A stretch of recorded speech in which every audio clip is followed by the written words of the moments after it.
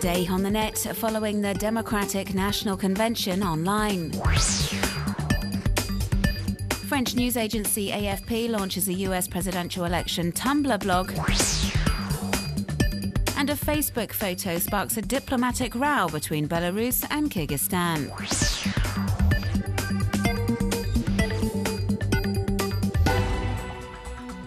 The 2012 Democratic National Convention kicked off this Tuesday in Charlotte, North Carolina. Thousands of delegates from all over the US will be joining the meeting to officially nominate Barack Obama as a Democrat candidate in November's presidential election. This year, event organisers have placed a particular emphasis on interaction. Whether they're physically attending the convention or not, activists and campaigners will be able to follow the three-day Democratic Convention as it's being streamed live online, in English and also in Spanish, as the outgoing president is trying to draw support from the Hispanic community in order to win over key states like Florida. Web users can comment on speeches in real time via Twitter and Facebook under the hashtag DNC2012. They can use these platforms to interact with activists at the scene in Charlotte, who will be responsible for providing insider info from the convention.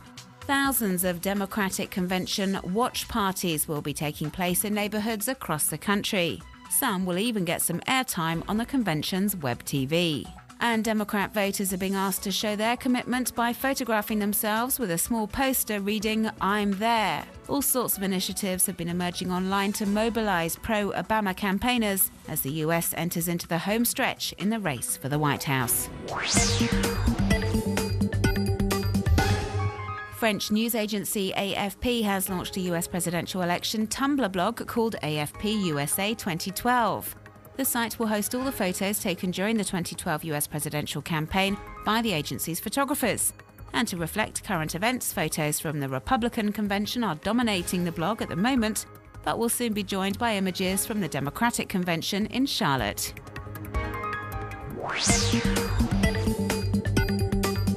The term Eastwooding has been trending heavily on social networks ever since American actor Clint Eastwood spoke to an imaginary Barack Obama in an empty chair at the Republican convention last Thursday, berating the US president for his performance over the past 4 years. The astonishing speech appears to have amused a number of web users who have been having a field day, poking fun at the 82-year-old actor by taking photos of themselves next to an empty chair, highlighting Eastwood's somewhat surreal intervention in Tampa last week.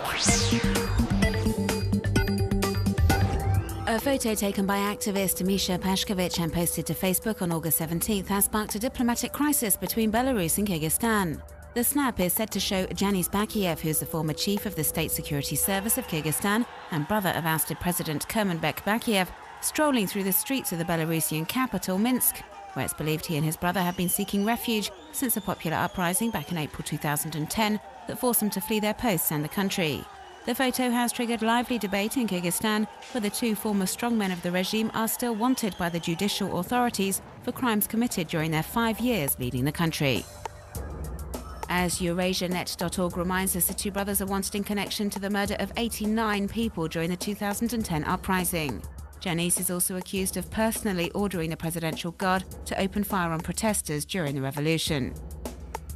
Yet, despite the severity of the charges, Belarus has been ignoring the Kyrgyz authorities' request to extradite the two men. The most recent request was made just a few days after the controversial photo was published online and was once again rejected by Minsk, prompting Kyrgyzstan to withdraw its ambassador from Belarus in protest.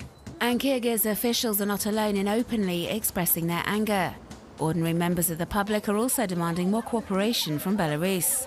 A demonstration was organised in front of the Belarusian embassy in the Kyrgyz capital last week. As we can see here, dozens attended to demand the extradition of the Bakiev brothers amid a somewhat strained atmosphere.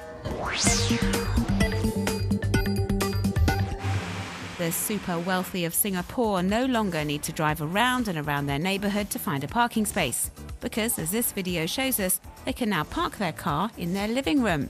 And if their apartment is at the very top of a high-rise block, well, that's not a problem, because there's a lift specifically designed with this in mind. An astonishing garage which will set you back anywhere between 7 and 19 million euros.